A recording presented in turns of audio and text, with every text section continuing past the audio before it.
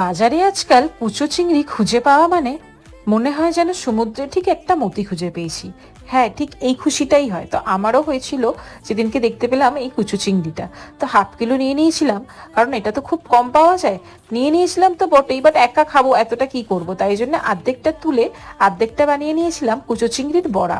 আমার খুবই ফেভারিট। তো তাতে আমি দিয়ে দিয়েছিলাম আদা রসুনের পেস্ট, কাঁচা লঙ্কা, পেঁয়াজ, ধনেপাতা, একটু লঙ্কার গুঁড়ো আর চালের গুঁড়ো আর একটু ময়দা। চালের গুঁড়োটা দিয়েছিলাম যাতে একটু মুচমুচে হয়।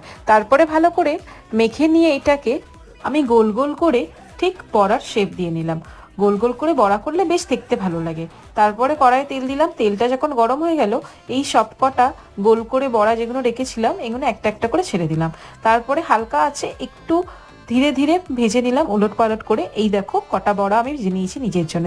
এই দিনের এই বড়া ভাজা দিয়ে খেয়ে নিয়েছিলাম এক থালা ভাত। তোমাদের যদি ভিডিওটা ভালো লাগে প্লিজ ডু লাইক এন্ড